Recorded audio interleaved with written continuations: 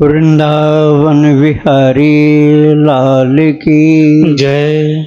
राधा रानी की जय श्री गुरुदेव भगवान की जय। श्री राधे राधे। भक्ति प्रश्नोत्तरी कार्यक्रम प्रारंभ किया जा रहा है।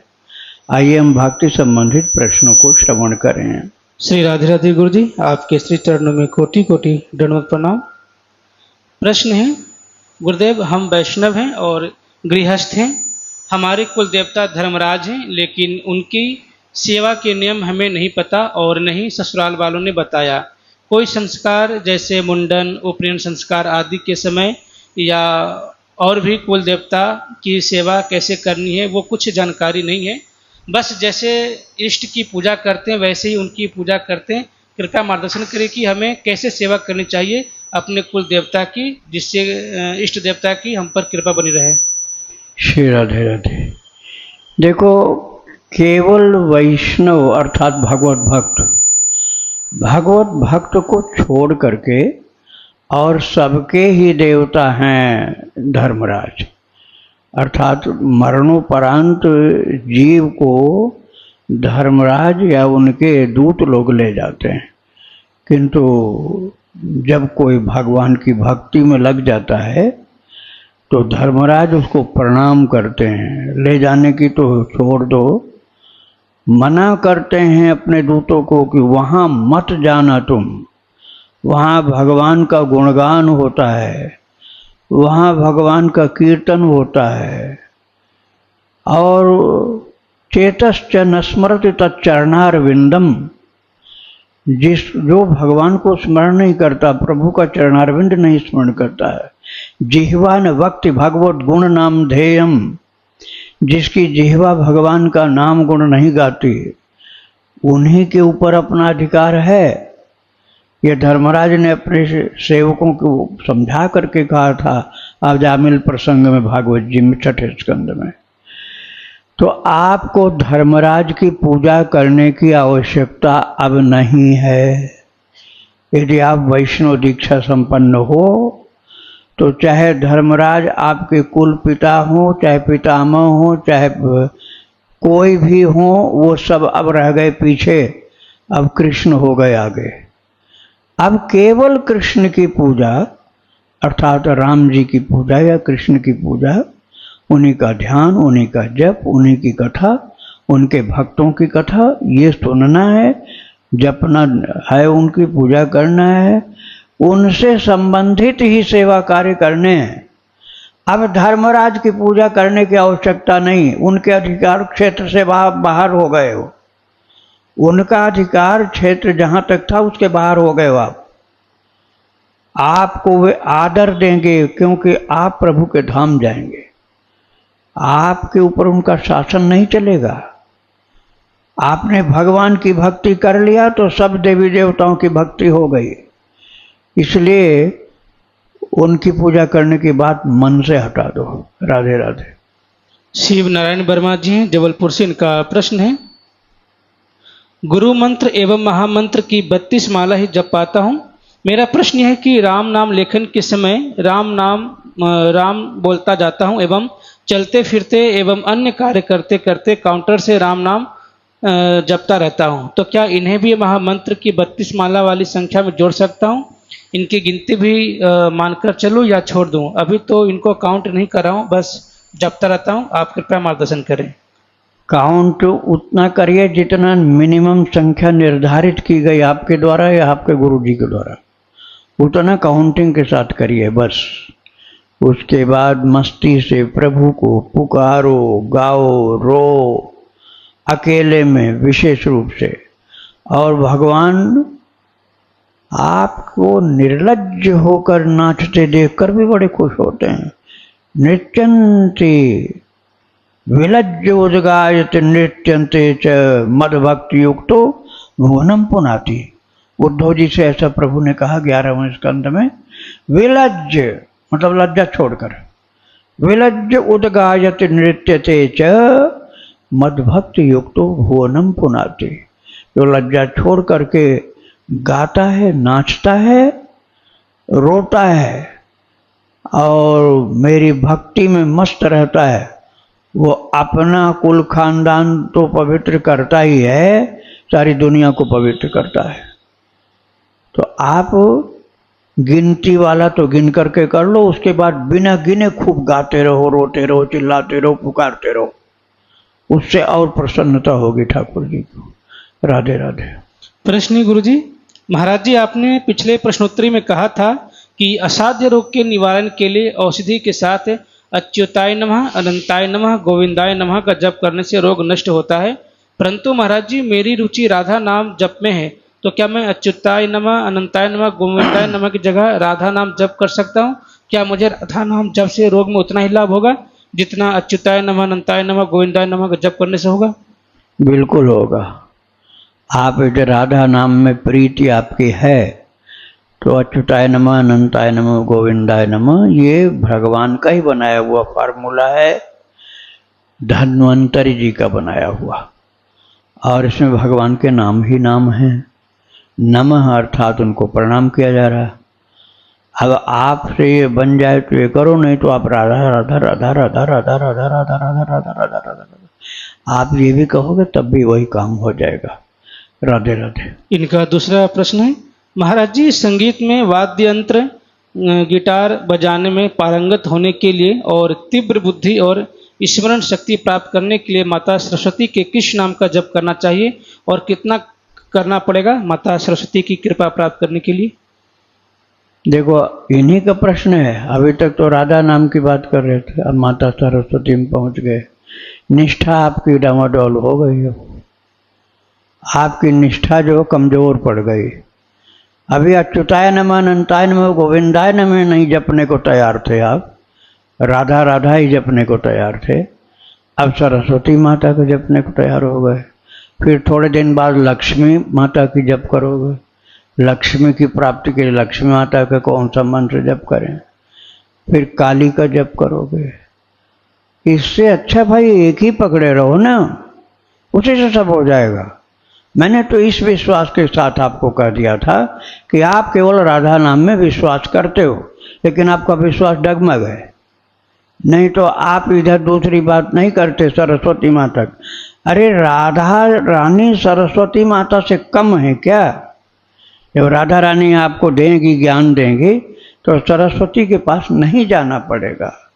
लेकिन आपको विद्या की लालच ज़्यादा है तो सरस्वती माता की आराधना करो, तो आपको भक्ति से कम विद्या की शक्ति प्राप्त होगी, विद्या की उपलब्धि होगी, भक्ति नहीं उतनी उपलब्ध होगी। क्योंकि भक्ति के लिए तो आपको सरस्वती नहीं राधा का नाम ही जपना पड़ेगा। आपको भक्ति चाहिए तो राधा का नाम जप करो, और आप सरस्वती के जपने में लगे रहोगे तो भक्ति कम रह जाएगी, विद्या बुद्धि बढ़ेगी आपकी। विद्या बुद्धि खराब चीज़ नहीं, अच्छी चीज़ है, लेकिन भक्ति उससे ऊपर है। श्री राधे राधे। खुशी जी हैं देहरादून से, इनका प्रश्न है, जब हम कृष्ण से किसी एक भाव जैसे दास्य या सख्य, वात्सल्य, माधुर्य से रिश्ता रखते हैं तो क्या कृष्ण को ये नहीं लगता होगा कि उनकी सहमति के बिना हम उनसे किसी भी भाव से रिश्ता जोड़ रहे हैं? भगवान ये चाहते हैं कि तुम उनसे रिश्ता जोड़ो, जो पसंद आवे सो रिश्ता जोड़ो। उन्होंने कहा है ऐसा, ममैवांशो जीवलोके जीवभूत सनातन, समस्त जीव मेरे अंश हैं और सनातन अंश हैं, अर्थात अभी अभी हुए ऐसा नहीं, अनंत काल से अंश हैं भगवान के। अंश अंशी की ओर खींचता है, अंश जो होता है अंशी की ओर खिंचाव होता है। जैसे पानी डालो कहीं तो समुद्र की ओर खींचता चला जाता है। अग्नि की लपक जो होगी, फ्लेम, वो सूर्य की ओर चलती चली जाती है। तो ऐसे ही हम जीव हैं और परमात्मा के अंश हैं, इसलिए हमको परमात्मा की ओर जाने अनजाने गति चालू रहती है। अब जानबूझकर वो करते हैं जिनको सत्संग मिला है, ज्ञान मिला है, भक्ति मिली, वो जानबूझ के करते हैं। और लोग सुख ढूंढने के लिए करते हैं। सुख कहाँ मिलेगा? वहाँ नहीं मिला वो कैंसिल, दूसरी जगह चलो। वहाँ भी नहीं सही मिला तो उसको भी कैंसिल, तीसरी जगह चलो। भटकते भटकते कई जन्मों के बाद तब कहते हैं अच्छा अब राम जी को भजेंगे। तो बहुत लंबी यात्रा हो गई उनकी, और पहले से ही भगवान में भक्ति में लग जाते तो भटकना नहीं पड़ता। तो जाने अनजाने जीव भगवान की ओर ही चलता है, और जब समझ बूझ के चलने लग जाता है तब यात्रा पूर्ण हो जाती है। राधे राधे। इनका दूसरा प्रश्न है, हनुमान जी ने सीता जी से कहा था कि राम जी उनसे 2 गुना प्यार करते हैं, पर यह सुन के बड़ा आश्चर्य नहीं होता, क्योंकि वो तो उन्हीं की पत्नी है। कृपया बताएं कि हम जैसे साधारण जीव को जो कृष्ण से प्रेम करने के प्रयास ही कर सकते हैं, उनसे कृष्ण कैसे और कितना प्रेम करते हैं? क्या उनका प्रेम हमारे प्रेम से ज्यादा होता है? ज्यादा नहीं, बहुत ज्यादा होता है। अब हनुमान जी तो ज्ञानी नाम अग्रगण्यम है, साधारण है क्या? हनुमान जी ज्ञानी नाम अग्रगण्यम रघुपति प्रिय भक्तम, भगवान के प्रिय भक्त हैं, ज्ञानियों में अग्रगण्य हैं। उनके वचन कहाँ से असत्य हो जाएंगे? और कृष्ण भक्तों में तो बड़ा प्रचलित ये है, राम भगवान कृष्ण ने तो यही कहा कि बराबर 4थे अध्याय में गीता जी में कहा, ये यथा माम प्रपद्यन्ते तांस तथैव भजाम्यहम्। जो मेरे लिए जैसा भजन करता वैसा उसका भजन मैं भी करता हूँ, भजन करता हूँ, ये बोला है।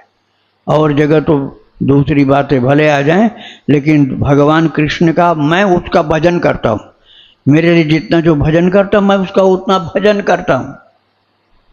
भजन मतलब सेवा। तुम भगवान की थोड़ी सेवा करते हो तो कम से कम उतना, लेकिन रास के प्रकरण में किसी ज्ञानी महापुरुष ने बताया है, जो तू धावे 1 पग तो मैं धाऊं 60, और जो तू कर्रो काठ सो मैं लोहे की लाठ। मतलब तुम यदि भगवान की ओर चलोगे 1 कदम तो ठाकुर जी 60 कदम दौड़ के आएंगे तुम्हारी तरफ, और तुम अहंकार में डूबे हुए हो कि मुझे क्या जरूरत है, मैं कोई पापी हूँ कि जो भजन करूँ, मैंने तो कोई गलत काम भी नहीं किया। तुम्हें क्या पता पिछले जन्म में क्या क्या किए हो, इस जन्म का भले कुछ याद हो। तो जो तू कर्रो काठ तो मैं लोहे की लाठ। यदि कर्रो काठ ब्रज की बोली में कहा गया कि यदि काठ की तरह से कड़े व मुलायम नहीं होना चाहते हो तो भगवान कहते हैं मुझको ही क्या पड़ा तुझसे, तो जा अपना जैसा करना चाहे कर, कर्मों का फल भोगेगा। और यदि तू मेरी शरण में आ जाएगा तो तेरी सारी जिम्मेदारी मेरे ऊपर आ जाएगी। पाप से मुक्त कर दूंगा, चिंताओं से मुक्त कर दूंगा, अपना बना करके सुरक्षित कर लूंगा। इसलिए तू निश्चिंत निष्पाप होकर अपने लक्ष्य को बहुत जल्दी हस्तगत कर लेगा। सर्वधर्मान परित्यज्य मामेकम शरणं व्रज अहम त्वा सर्व पापेभ्यो मोक्षयिष्यामि मा शुचः। चिंता मत कर दो। और तुम जब भगवान को ही नहीं मानोगे तो भगवान कहते हैं मत मानो, हमारा क्या बिगड़ रहा है, घाटा तुम्हारा है। मान लोगे तो उद्धार जल्दी हो जाएगा, और नहीं मानते हो तो कर्मों के अनुसार नरक में जाते रहो, पाप और दुख का कष्ट पाते रहो। वो लाभ तुमको लेना है तो मुझसे जुड़ो। मुझे तुमसे जुड़ने की आवश्यकता नहीं है, लेकिन तुम जुड़ो तो मैं प्यार से संभाल लूंगा तुमको। बिजली का लाभ उठाना है, चलाओ, एसी चलाओ, कूलर चलाओ, पंखा चलाओ, हवा मिलेगी। और तुम कहना हमें क्या मतलब है बिजली से, हम कोई बिजली से कम है? तो लो हाथ में पंखा घुमाते रहो, वो भी नहीं घुमाओगे तो पसीना से तर होते रहो। तो ठाकुर जी को कोई गर्ज नहीं पड़ी है कि वो तुम्हारी भक्ति करने लग जाएं, तुम्हारी संभाल करने लग जाएं, लेकिन तुम उनको अपना मानोगे। यदि तुम उनको अपना मानोगे तो वो कहते हैं मुझको अपना मानता है, अर्थात मेरा ही भरोसा है इसको, तो मैं फिर इसकी देख रेख करूँगा। आप उनकी तरफ चलो, उनको अपना मानो, वो संभालने के लिए तैयार बैठे हैं। नहीं मानोगे तो फिर कोई बात ही नहीं रही। राधे राधे। वीरेंद्र उपाध्याय जी, इनका प्रश्न है, गुरुदेव मैं आपसे दीक्षित हूँ। मैं सीताराम नाम का प्रतिदिन लेखन करता हूँ। कभी कभी रात में 1 से 2 बजे के बीच में नींद खुल जाता है और 2-2 घंटा तक जगे रह जाता हूँ। ऐसी स्थिति में हाथ पैर धोकर नाम लिखना शुरू कर दे रहा हूँ, तो ऐसा करना ठीक है? बहुत ठीक है, बहुत अच्छा है। नहाना बहुत जरूरी नहीं है। हाथ पैर मुंह धो लो, थोड़ा गंगा जल, सरयू जल, यमुना जल छिड़क लो, और उसके बाद लिखना, भजन करना, जप करना चालू कर दो। नहाने का मन हो, जैसे शौच जाना है, शौच जाओगे तब तो नहाना पड़ेगा। ऐसा नहीं कि शौच गए और तब भी नहीं नहाओ। हाँ, यदि कोई बीमार है तो उसका मान लिया जाएगा कि ठीक है, बीमार है, शरीर अस्वस्थ है, विकलांग है, ज़्यादा बुढ़ापा है, चलना फिरना मुश्किल है, तो शौच के बाद वो न नहाए तो कोई दोष नहीं। लेकिन बिल्कुल बढ़िया स्वास्थ्य है और आलस पने के कारण कहते हो अरे हम क्या नहाएं, शौच जाने कर कोई ज़रूरत नहीं नहाने, तो यह गंदगी है। भजन करने का अधिकार तो है, लेकिन आपका उसमें जो उत्साह होता है सात्विकता का, वो नहीं हो पाएगा। सात्विकता के उत्साह के लिए आपको स्नान करना चाहिए। यदि शरीर में असमर्थता है तो जल छिड़क लो, उतने से ही हो जाएगा, और भजन करो। श्री राधे राधे। इनका दूसरा प्रश्न है, मैं करीब 20 वर्षों से स्फटिक माला पहनता हूँ, तो कंठी और तुलसी माला के साथ स्फटिक माला पहन सकते हैं? गले में केवल तुलसी पहनो, केवल तुलसी, दूसरा कुछ नहीं। और स्फटिक को श्रृंगार की चीज समझो, भक्ति के लिए उतना लाभकारी नहीं है, वैष्णवों के लिए नहीं है, बिल्कुल नहीं है। और देवी के उपासक हैं या अन्य किसी देवी देवताओं के, तो उनको पहनने दो, लेकिन आप तुलसी पहनो गले में। और आपको बहुत शौक है तो उसे भुजा में पहन लो, बाँह में पहन लो, गले में केवल तुलसी पहनो। राधे राधे। राम प्रसाद शर्मा जी, इनका प्रश्न है, शंका करनी नहीं चाहिए, पर आप जिस महापुरुष से समाधान में ज्ञान मिल जाता है, भीष्म पितामह को बाणों की सैया पर क्यों रहना पड़ा, जबकि वह भगवान के परम महाभागवतों में से थे? भगवान तो कहते हैं सन्मुख होई जीव मुई जबहि, जन्म कोटि अग नासि तभी। मुझे क्षमा करें, ऐसी शंका मैंने परम भागवत महापुरुष के प्रति की, पर निवारण से भगवान के प्रति विश्वास दृढ़ हो जाएगा। देखो, आप ये समझ रहे हो कि उनका पाप नहीं कटा था। अरे पहले इस बात को समझो कि जब भीष्म पितामह ने शरीर छोड़ा था तो सारा काम काज छोड़कर भगवान स्वयं बोले, कृष्ण, युधिष्ठिर, भीष्म पितामह शरीर छोड़ने वाले हैं, चलो पांचों भाई तुम चलो, मैं साथ में चलूंगा। और जब पहुंचे हैं तो भीष्म पितामह सचेत थे, बेहोशी में नहीं थे, और कृष्ण थे उनके सिर के पीछे, इसलिए पैर की तरफ जितने थे पांडव थे उनको सबको देख लिया, कृष्ण दिखलाई नहीं पड़े। तो भीष्म पितामह रोने लग गए। तो युधिष्ठिर ने पूछा, महाराज पितामह आप रो क्यों रहे हो?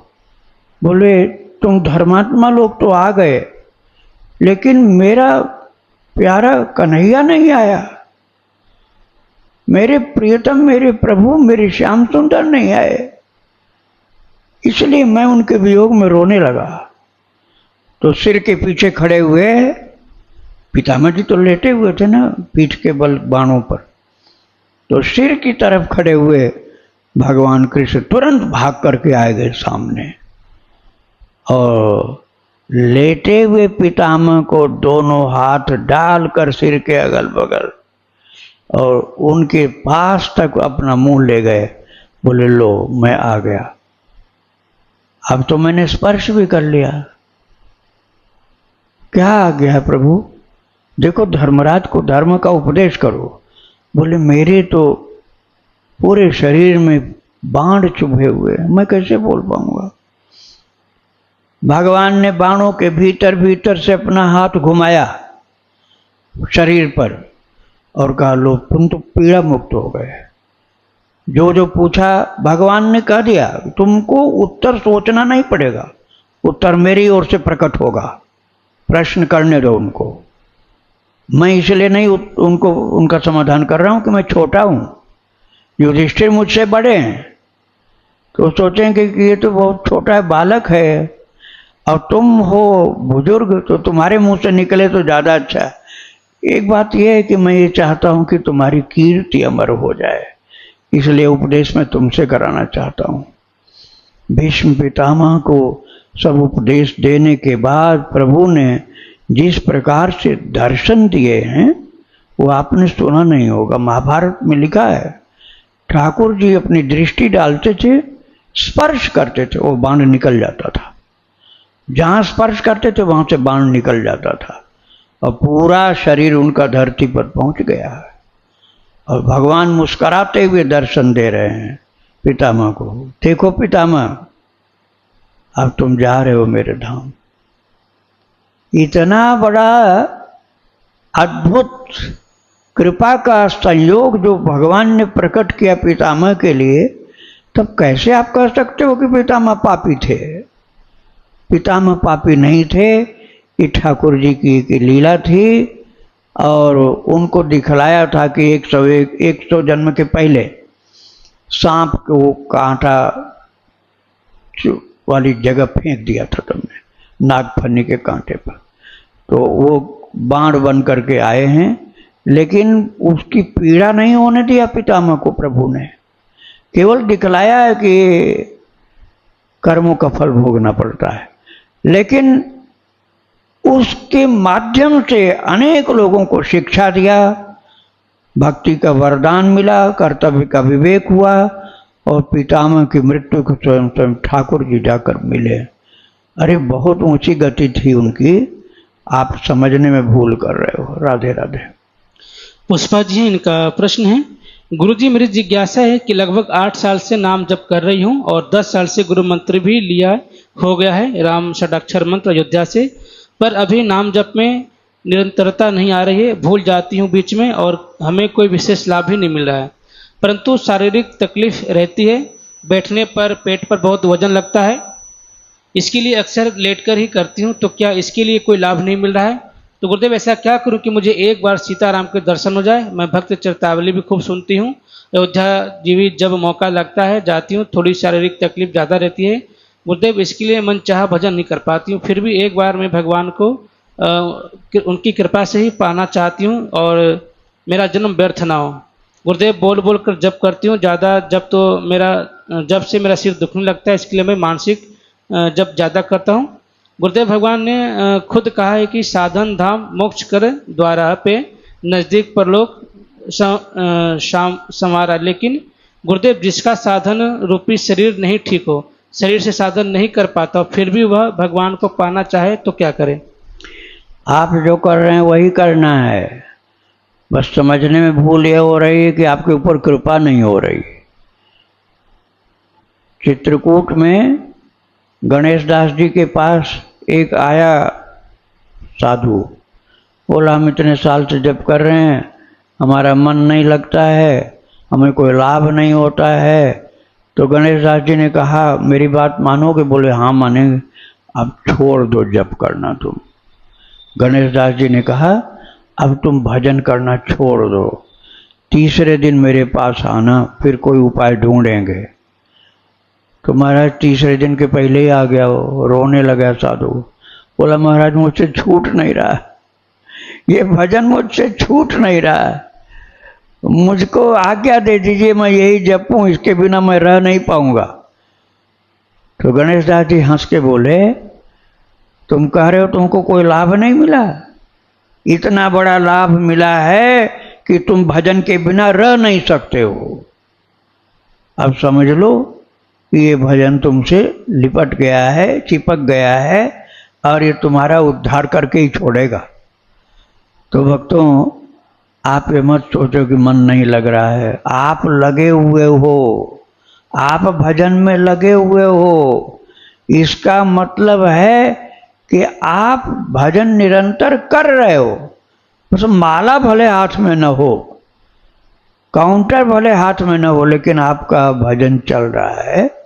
आप लगे रहो, ठाकुर जी ने अपना लिया है, विश्वास रखो, आपका काम बन गया है। कुसंग से बचकर रहना, भक्त चरित सुनते रहना, जप करते रहना। राधे राधे। कुलदीप वाजपेयी जी, इनका प्रश्न है, गुरुदेव भगवान, शरणागत होने के बाद भी क्या कर्मों को भगवान के चरणों में समर्पित करना चाहिए या नहीं? क्योंकि हमारा मन यह प्रेरित करता है, जब सब कुछ प्रभु के चरणों में समर्पित कर दिया तो अब तुम्हारा है ही क्या जो समर्पित करेगा। गुरुदेव भगवान कृपया उचित मार्गदर्शन प्रदान करें।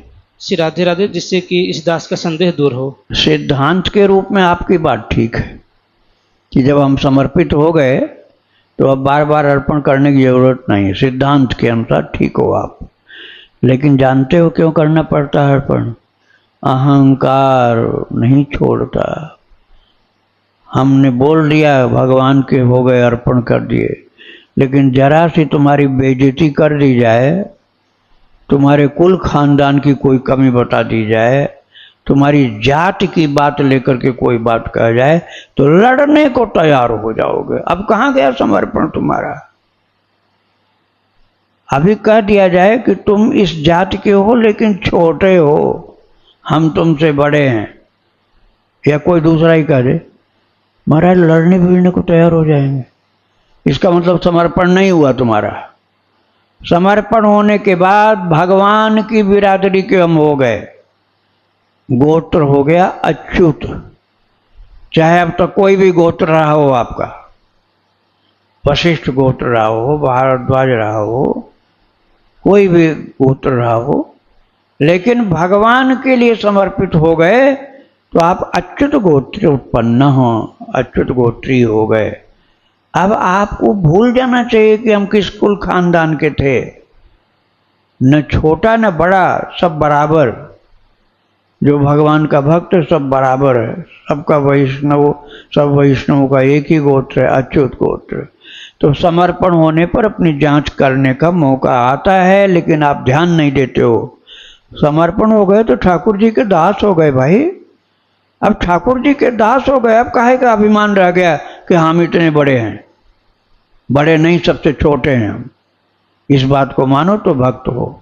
राधे राधे। राधे राधे महाराज जी, दंडवत। हाँ राधे राधे। एक श्री रुक्मणी बाई जी का जीवन चरित्र हमने हाँ पढ़ा। हाँ आपने भी खुद पहले गाया था। हाँ ठीक है। हाँ जी, तो इसमें एक प्रसंग आता है प्रेत उद्धार का। हाँ तो उस प्रसंग में आता है कि वो प्रेत के, उसको मतलब प्रेत योनि कैसे प्राप्त हुई। हाँ हाँ जी, वो तो उसके वो प्रेत बताता है कि भाई मैं 1 लाख नाम जप करती थी। हाँ वो और ठीक बात है। हाँ जी, मैं बता रहा हूँ, हाँ जी, उसका कारण ये था कि वो बेईमान था। वो बेईमान क्या था? उसको मकान मिला, प्रॉपर्टी मिली, सब कुछ मिला, तो वो सब कुछ ले लिया, और जिसने दिया था उसका कर्ज नहीं लिया उसने। बेईमानी की बात हो गई नहीं। अब जब कर्ज जिसने दिया था वो मांगने आया, उसने कहा तुम सब कुछ तो ले लिए, कर्ज कौन भुगतान करेगा? तो बात बदलने लगा कि नहीं नहीं नहीं, अरे वो जो दिए थे उनसे लो। बोले उन्होंने तो सब कुछ दे दिया तुमको, घर मकान जमीन जायदाद सब तुमको दे दिया, तो कर्ज लिए हो उसको तुम्हें भरना पड़ेगा। वो नहीं भरा तो प्रेत हो गया। और ये बात जब रुक्मणी बाई को पता चली तो उन्होंने कहा पक्का बेईमान आदमी था, भले ही भजन किया हो। रहनी सहनी भक्त की होनी चाहिए। ऐसा नहीं कि आप नाम जप करो और काम सब उल्टा करो। तो उसके उद्धार के लिए उनको भागवत करवाना पड़ा था, है ना? ऐसा पढ़ा होगा। हाँ, लेकिन उसमें आता है प्रसंग में कि उसके घर वालों ने कर्ज लिया था। हाँ, तो घर वालों ने प्रॉपर्टी, महिला के घर वालों ने, वो हम वही बता रहे हैं हाँ जी, कि घर वालों ने तो अपनी प्रॉपर्टी उनको दे दी थी। तो जब घर की मालकियत सब तुमको मिल गई, घर का प्रॉपर्टी धन दौलत सब तुम्हें मिल गई तो कर्जा भी भरने का तुम्हारा ही फर्ज है। घर वाले अब कर्जा भरने क्यों आएंगे जब तुमको सब दे दिया है? तो इसलिए उनको प्रेत होना पड़ा था। अब उद्धार तो रुक्मिणी बाई जैसी महान थी संत, उन्होंने करा दिया, नहीं तो न जाने कितने दिन तक प्रेत बने रहते हो। तो इसलिए भक्ति करने के साथ साथ ये भी ध्यान देना चाहिए कि कर्ज लिया है तो भरपाई करनी पड़ेगी। हाँ, यदि आपको वो देने वाला माफ कर दे और कह दे कि मैंने माफ कर दिया आपको, अब आपको नहीं देना और न मुझे चाहिए, तो आप मुक्त हो जाओगे। लेकिन यदि ऐसा नहीं कहा गया है तो आपको नहीं इस जन्म दोगे तो अगले जन्म देना पड़ेगा। अगले जन्म में पैसा नहीं होगा, जानवर बन करके तुम खट करके उसको चुकता करोगे। एक नहीं अनेक जन्म पैदा होना पड़ेगा। इसलिए कर्ज से मुक्त हो, या तो भरपूर उसको भर दो मरने के पहले, और नहीं तो उसके चरणों में जाकर पड़ जाओ कि मुझे माफ़ कर दो, मेरे पास कुछ नहीं है, मैं आपके यहाँ मजदूरी करके उसको पटा दूंगा। तो बिना वेतन लिए उसके यहाँ मजदूरी करके पटाओ, तब उससे मुक्ति मिल जाती है। और उसने कह दिया हाँ मैंने माफ़ कर दिया, अब आप हमें नहीं चाहिए कुछ, न हमको मजदूरी वाला काम करवाना, न हमको कुछ लेना देना, हमने माफ़ कर दिया, तो माफ़ हो जाएगा। लेकिन यदि उन्होंने माफ़ नहीं किया तो देना पड़ता है, कर्म का सिद्धांत है। हाँ, यदि कोई बहुत वैरागी हो, एक अपवाद है इसमें, यदि कोई बहुत वैरागी हो, घर द्वार छोड़ दिया, कोई प्रॉपर्टी का हिस्सा नहीं लिया, न अपना लिया और न जो उसको मिलने वाला कहीं से था न वो लिया, और अपना भी त्याग दिया, बिल्कुल नहीं, तो भगवान ने 11वें स्कंद में भागवत जी में कहा है कि जो ऐसा विरक्त हो जाता है मेरे लिए जीवन समर्पित करके और सर्वस्व त्यागी हो जाता है, तो सब प्रकार के ऋणों से मैं उसको मुक्त करता हूँ। भगवान ने कहा है सब प्रकार के ऋणों से मैं उसको मुक्त करता हूँ। और नरसिंह जी के चरित्र में मैंने सुनाया भी है, आप चरित्र सुन रहे हैं, पूर्ण हो गया कि नरसिंह जी उधार लेकर के पैसा आए थे, केदारा राग नहीं गा पा रहे थे। अब केदारा राग का जो उधार था आज से 600 साल पहले 60 रुपये था, आज कई लाख रुपए होंगे, लेकिन वो नहीं दे पाए और उनको ऐसा फंसा दिया गया था कि जेल में डाला जाता। लेकिन ठाकुर जी ने देखा ये मेरा पूर्ण समर्पित भक्त है, इसका कोई भी स्वार्थ दुनिया में नहीं है, तो 60 रुपये भगवान नरसिंह का रूप धारण करके गए और सेठ को रात में सेठानी को देकर कागज वापस लाए और नरसिंह की झोली में डाल दिया। तब केदारा राग उन्होंने गाया और माला भगवान के गले से टूट के उनके गले में पड़ी। तो ये तब होता जब कोई परम विरक्त हो, तो वो क्यों किसी का मकान लेगा, किसी की प्रॉपर्टी लेगा, धन लेगा, और लिया है तो कर्जा भी भरना पड़ेगा, नहीं भरता है तो बेईमान है वो। श्री राधे राधे। गुरु जी एक छोटा संशय है, जैसे इन्होंने कहा कि 1 लाख पर डे जपते थे वो नाम, 1 लाख पर डे नाम जप करते थे जो प्रेत बने थे। तो गुरु जी 1 लाख पूरा जीवन उन्होंने नाम जपा हो और एक छोटा सा कर्ज के कारण गुरु जी प्रेत बन गया, तो वो नाम जप जो 1 लाख करते थे वो साध्य नहीं बन पाए उनके जीवन के लिए, क्यों गुरु जी? तो विरक्त नहीं थे ना, वो गृहस्थ थे, परिवार वाले थे, अर्निंग थी उनकी, मकान था, जमीन जायदाद था। यदि सर्वस्व त्यागी होते तो वो बात लागू हो सकती थी, लेकिन वो जिस चीज के द्वारा लाभ उठा रहे हैं, जब उस दान इतना बड़ा लिया तो क्यों लिया दान? इसका मतलब कि लाभ की पूरी उम्मीद थी। यदि वो सिद्ध वो विरक्त होते तो कहते भैया हमें नहीं दान चाहिए, हमें कोई दान नहीं चाहिए, हमें कोई जमीन जायदाद कुछ नहीं चाहिए, तो फिर उनको ये जिम्मेदारी नहीं बनती थी, क्योंकि कुछ लिए ही नहीं। अब लिए हो तो भुगतान भी करो, अच्छा सब लोगे तो कर्जा भी पूरा चुकताओ करो। तो कथा में पूरी बात बताई गई। हाँ, पूरी कथा सुनो, रुक्मिणी बाई का पूरा चरित्र सुनो तो मिलेगा। श्री राधे राधे। वृंदावन विहारी लाल की जय, राधा रानी की जय, श्री गुरुदेव भगवान की जय। श्री राधे।